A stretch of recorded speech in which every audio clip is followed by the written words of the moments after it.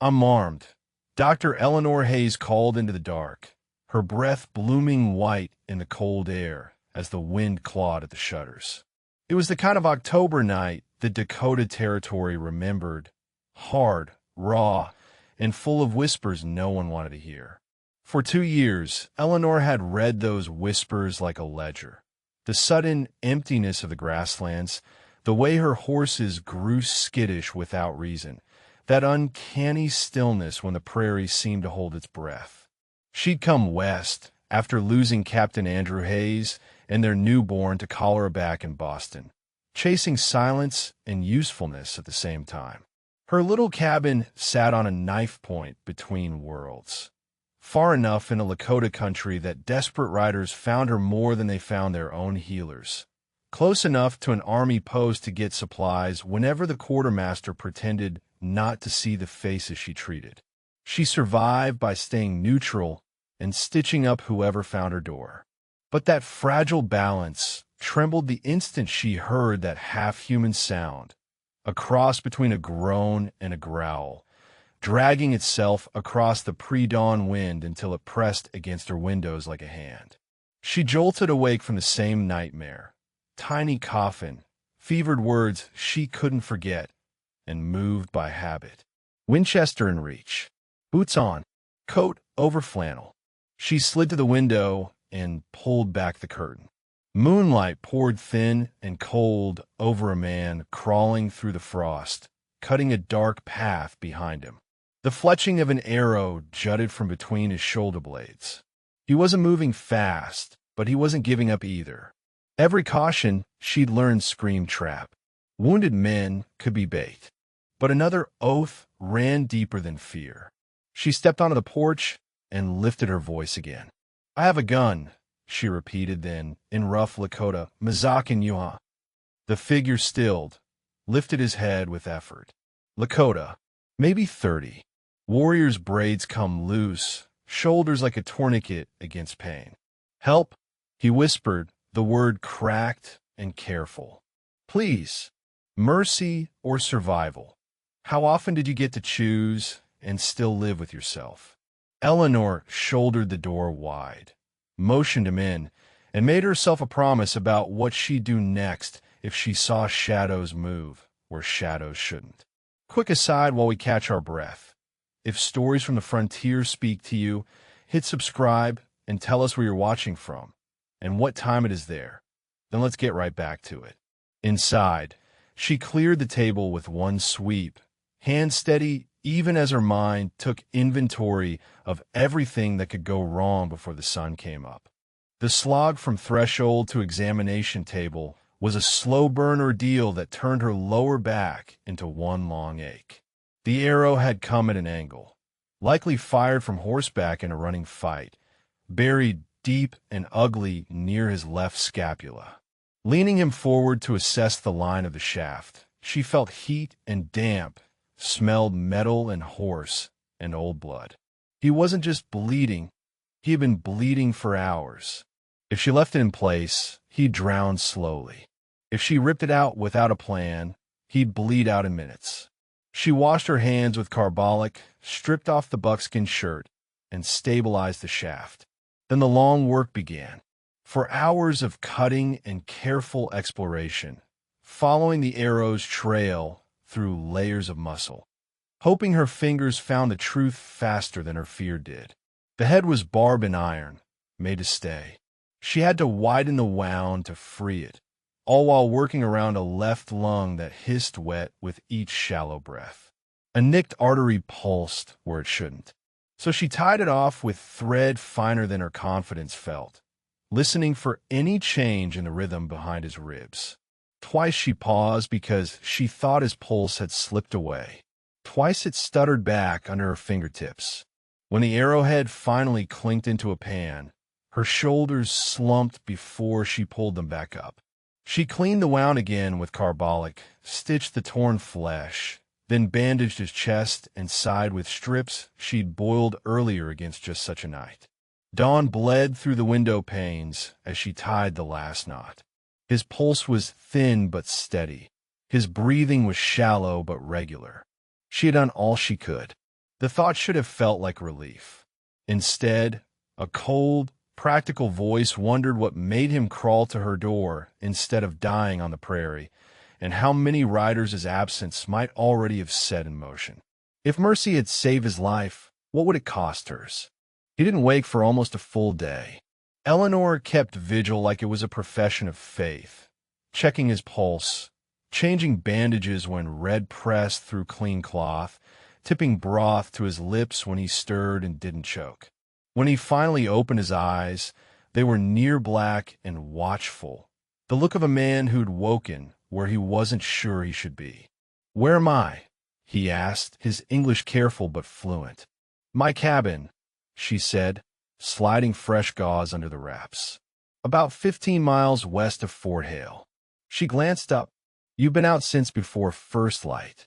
He tried to sit, failed, and settled back with a tight breath. "You took out the arrow." "I did. It missed your heart by 2 fingers' width. It punctured your left lung and grazed an artery. You're alive because you're stubborn and the iron missed by inches." Something like a smile flickered, then held. "Joaquin, think of guides. He sent me to a healer." Over the next 2 days, while his strength leaked back in small increments, she learned his name. Mato Luda, Red Bear. He'd picked up English from traders and a winter spent near the Platte. He knew who sat where in Washington better than most officers passing through her door, and he talked about the land like it was a living relative. "Your soldiers fight because someone far away tells them to," he said one afternoon when the wind quieted enough to let them hear themselves. "My warriors fight because our dead sleep here. There are places where the ground remembers us." It wasn't the words alone. It was the measured way he offered them, never begging agreement, just naming reality. Eleanor didn't need the markers. Beadwork precise as a prayer, medicine symbols, eagle feathers reserved for the worthy. To know he wasn't just any rider. "You're a war leader," she said. "Yes," he answered unblinking. "And you're the white doctor who sews what we and your officers break." Her hands paused, then continued their work. "I treat whoever shows up breathing," she said. "It's not a matter of sides. Your people might think differently if they learn you saved me." He wasn't wrong. She pressed a palm to the bandage and pretended her heartbeat didn't trip. By the 3rd morning, he could stand and take slow laps around the room, his breath catching now and then like a horse missing a step, but the set of his jaw was what it had been when he crawled through frost. He kept his talk brief, but when she asked how long he thought before someone came looking, he didn't hedge. "I've been gone 3 days," he said. "They count our days. Someone will ride." He studied her face as if testing a bridge plank. "Are you afraid of what comes to your door when the sun rises?" She searched herself and found what surprised her. "I should be," she said after a beat. "But right now I'm more curious." His first unguarded smile came then, light cracking through cloud. "Do you think we are what your newspapers call us?" She thought of the way he'd thanked her without humility and without arrogance, the quiet intelligence in every glance, the absolute refusal to pity himself. "No," she said, "I don't." "Then we have nothing to quarrel over." That night, she listened to Red Bear's measured breathing near the stove and wondered what morning would bring. The answer arrived with hooves before the light did. The sound built slow, and then all at once a drumbeat rising out of frozen ground. Not a rider. Not 3. Dozens. Eleanor eased to the window and moved the curtain just enough. 30 Lakota sat their horses in a precise line, faces painted, rifles and lances easy in their hands. They weren't massed to charge. They were waiting in formation like the land itself had told them where to stand. In the center sat a man even the army posters tried not to describe and still couldn't help naming. Crazy Horse, younger than the rumor, no more than mid-30s, with the contained stillness of a storm that hasn't made up its mind yet. Eleanor's fingers tightened on the windowsill. She had read that face on tacked-up notices in town, But paper didn't capture it. It hadn't come to talk about the weather. Was Mercy about to ask for change she wasn't ready to spend? "They are here," Red Bear said quietly, already on his feet, though he had no business being anywhere but prone. He had braided his hair, set his jewelry in place with the deliberate care of ritual. The beadwork on his shirt caught the thin light and made winter look almost warm. Eleanor glanced back toward the window when he stepped beside her. "Is that Tajuank Whitco?" she asked, using the name she'd learned from travelers with more stories than truth. "Crazy Horse," Red Bear said. "My cousin."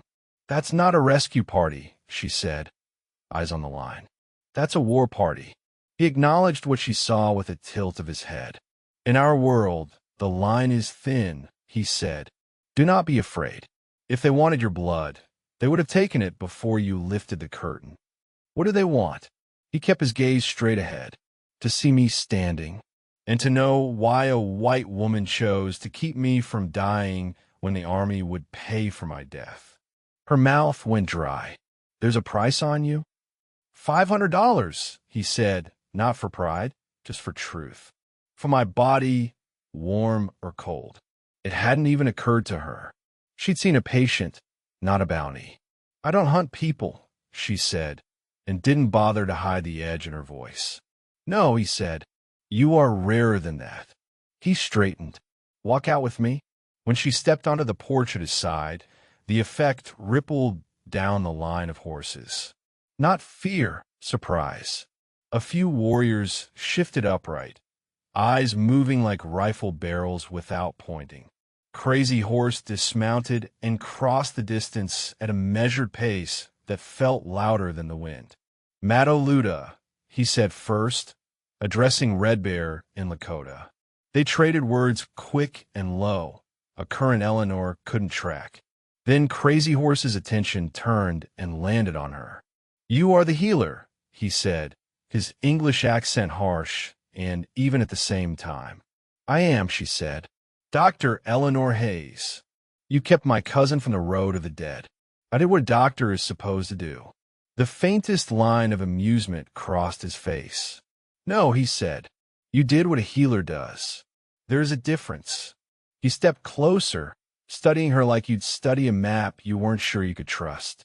She held his gaze because she refused to learn fear when mercy was busy making a case for itself. "You asked nothing in return," he said.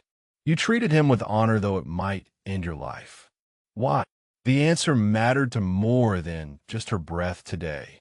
"Because he was hurt, and I'm a doctor," she said, each word a stake in the ground.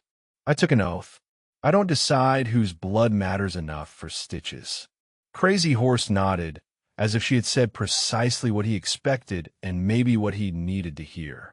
He lifted a hand, and his men flowed like a river around the cabin, dismounting, arranging themselves without sound, not in attack formation, but in a circle that felt older than war. Eleanor's shoulders tightened even as she recognized the carefulness in their movements. "What are they doing?" she asked.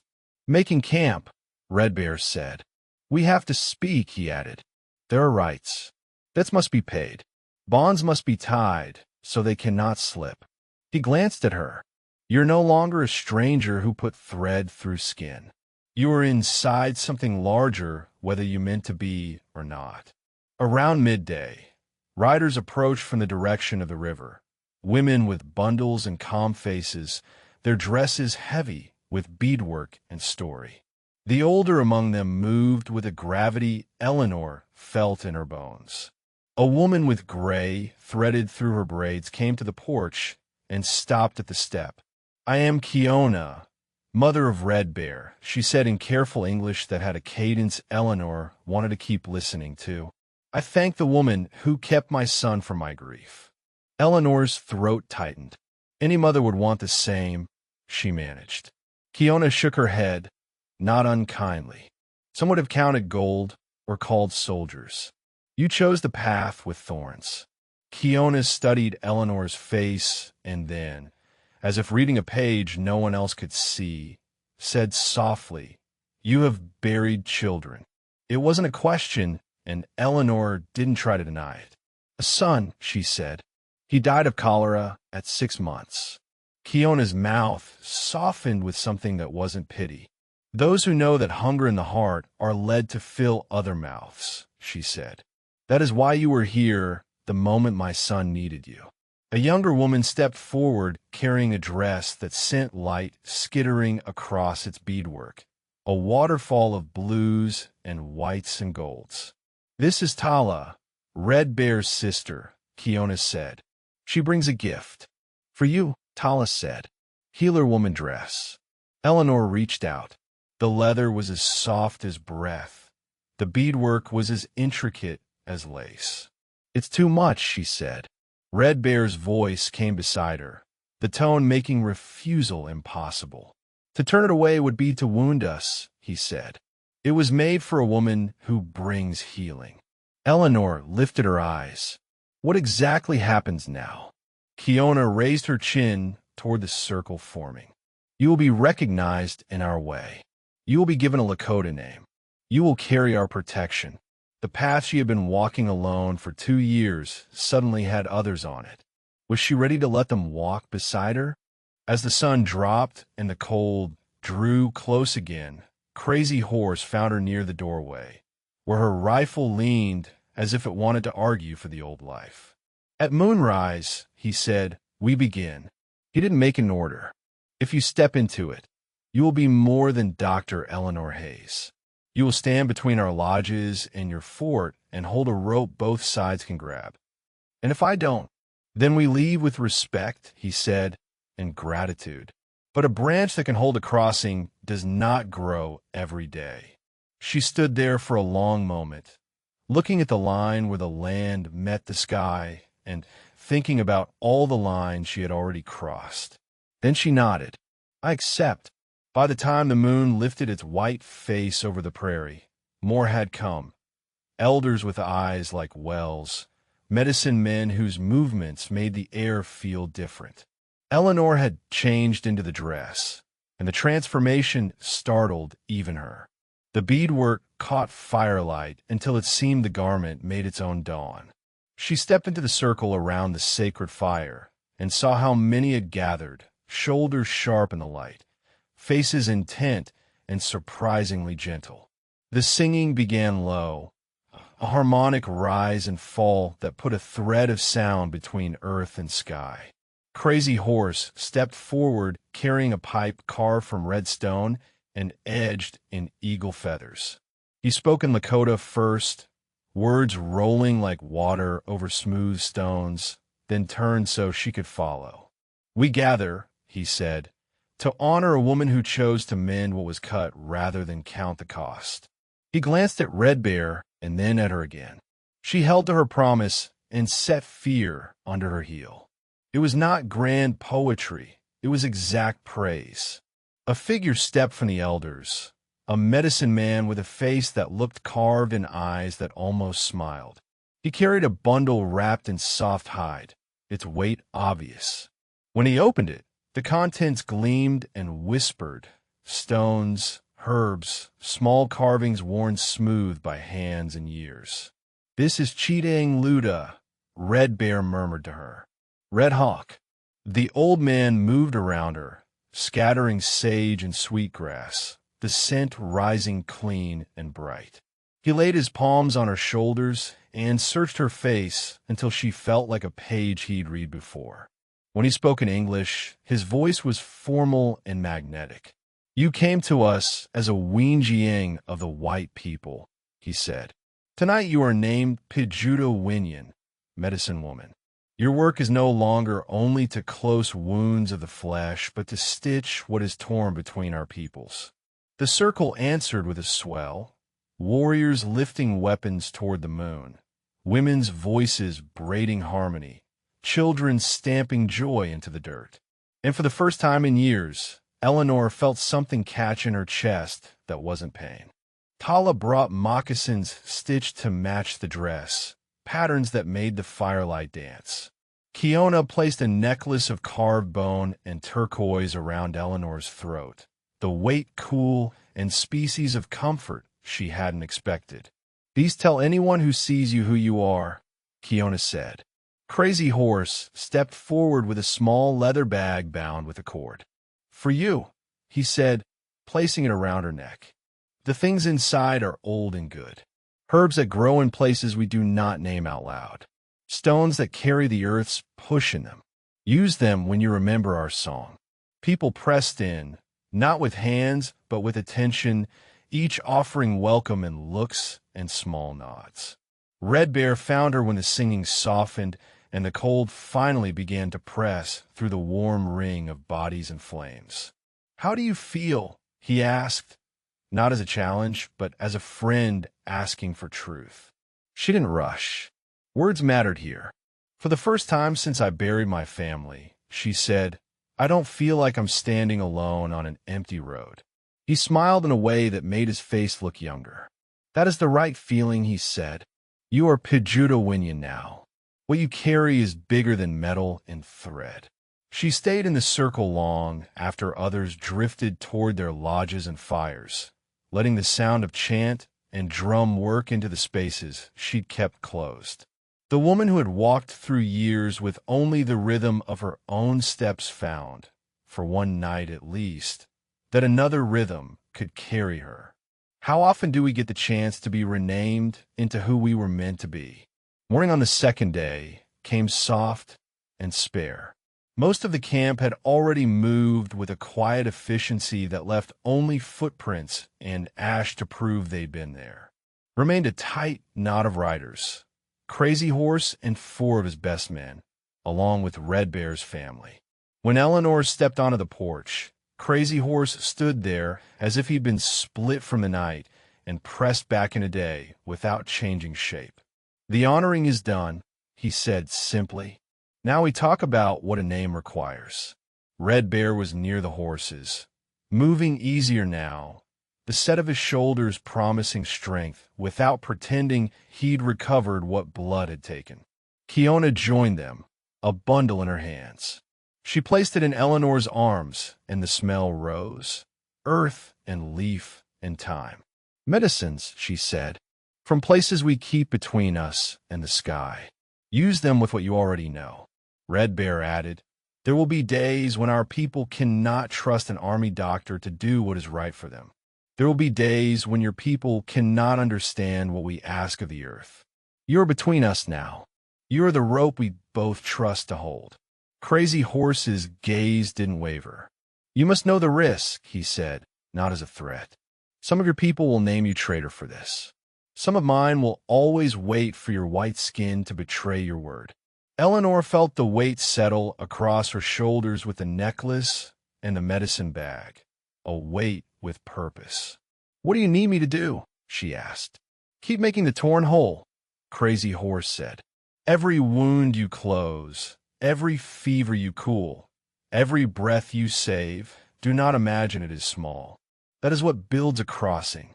Red Bear stepped close, took both her hands, and bowed his head in gratitude that felt like a blessing. "You saved me when you could have walked away," he said. "You took our name when you could have remained outside our circle. Those 2 moves will walk into the future long after we're dust." The last of the lodges came down, ropes coiled, poles stacked, mounts ready. Eleanor watched and knew in a way she hadn't before that the life she had carved by staying out of the way of war was gone. She was not just the lone physician patched to a patch of prairie. She was Pidgeotto, with all that meant and all it would demand. Word traveled like wildfire through dry grass. In months to come, her cabin became a threshold people trusted, ground that didn't belong to soldier or scout, warrior or settler, but to the work of mending. Men in blue who wouldn't have crossed the Lakota camp for a cup of water made the ride to her door and left with bandages that smelled faintly of sage alongside carbolic. Lakota mothers brought feverish children who needed both willow bark and quinine. Some days the porch filled with faces that would never look each other in the eye anywhere else, and Eleanor moved between them as if that had been the plan all along. She learned Lakota, the way anyone learns a language they love, by messing it up, by being corrected gently and sharply, by waking one morning and realizing the prairie sounds had sharpened into words. She walked with Kiona, gathering plants in places Kiona asked her to enter with silence. She sat with Red Hawk and learned which root cooled a flame and which leaf was more prayer than medicine. She wrote notes to army surgeons explaining why a piece of bone needed to be left alone for a few weeks longer, and she wrote letters to Lakota leaders asking permission to bring a burned soldier into their camp to keep him from dying alone. Most days the work felt like picking stones from a field with no boundary. A few nights she lay awake knowing someone would always look at her and not see the name she had been given. But when she stepped outside and the wind webbed through the grass the way it had that first night, she could hear the difference. The land wasn't holding its breath anymore around her door. It was breathing through her. Isn't it something when the work you're built to do starts speaking back? The seasons turned. The story of the white doctor who became Pijudo Winyan folded itself into fireside conversations where children learned what courage looked like from people who didn't need to make it larger than life. They told how a man crawled across frost and refused to die before he reached the door. They told how a woman who had every reason to choose safety chose thread and light instead. The telling sent ripples outward. A cavalry lieutenant who'd once called Lakota savages, under his breath watched his sergeant come back breathing because a medicine woman mixed yarrow with morphine and wrapped a wound with cloth washed in both water and smoke. A Lakota elder whose nephew had been shot by a settler while hunting sent that boy to the woman in the beaded dress because he knew she'd hold the boy and the story both. Eleanor taught 2 other frontier women what she knew about carbolic, and she taught them what Kiona taught her about plants you couldn't find in books. She failed sometimes. Fever took children. Infection won against thread. Grief sat in her cabin and stayed through nights when even the drum from the closest camp couldn't thin it. But the failures didn't argue with the work. If anything, they made it matter more. And when Red Bear rode north and then back again, he always stopped, always leaned a shoulder against the doorframe, and told her what the land had seen since he'd been gone. Mercy had made her something she couldn't have imagined, and responsibility held her there when fear would have taken her apart. One act in the dark had made a long day possible. How many of our greatest crossings start with a choice no one sees? Years later, when people who hadn't been born the night the hooves thundered past her window asked for the story, Eleanor always began with the wind. She told them how the sound moved and how not all danger wore the faces you expected. She told them about a cousin who could hold a circle of armed men steady with a single nod, and about a mother whose hands offered medicine and also a new way to say your own name. She didn't turn Crazy Horse into an icon in her telling, though others had. She told him as a man who understood debt and gift and the way both could pull nations toward and away from each other. She told them about Red Hawk sprinkling smoke until the air itself felt cleaner, and about the moment when letting herself be renamed didn't feel like a surrender, but like a homecoming. When the world was loud and ugly around her, she touched the medicine bag and remembered the night the stars seemed to bend lower because a circle of people decided that healing mattered more than headlines. The bridges she helped build were not the kind a map could mark. They were made of favors returned, of hands extended across suspicion, of pain tended without paperwork. And when she stood between a soldier yelling at a young warrior and a young warrior trying not to make a move he couldn't take back, she didn't raise her voice. She lifted her hands and let both of them see the scars thread had left. It was enough. If you've ever watched a single small act bend the path of more than one life, you know why this story still gets told. The first morning after the honoring, as Crazy Horse and his chosen riders saluted her with eyes instead of hands and turned their horses toward horizon lines she didn't need to own, Eleanor felt an ache she couldn't place. It wasn't grief. It wasn't fear. It was precisely what purpose feels like when it sits down beside you uninvited and says, "All right, now what?" She stood on that porch until the last horse's breath vanished into the cold, then turned back into the cabin where fire waited in clean bandages and the smell of sage now lived with the bitter snap of carbolic. She was the same woman who had stepped onto that porch with a rifle not 3 days before, and she was not the same at all. She'd finally found a way to hold what she lost and what she could give at the same time. Red Bear came by that evening and laid his cousin's medicine bundle on her table, a gesture that said more than any speech. "We keep each other alive in as many ways as there are people," he said. She nodded, because some truths don't need more words. The wind rattled the window for a while and then decided it had better things to do. Eleanor smiled without meaning to. If a life has a hinge where it swings into its right shape, this had been hers. Now it was only a matter of opening and closing in the direction the work asked. Where are you and your stories turning? If you found something here, tap like, subscribe for more frontier tales like this, and drop your thoughts or suggestions in the comments. We love hearing the stories you carry.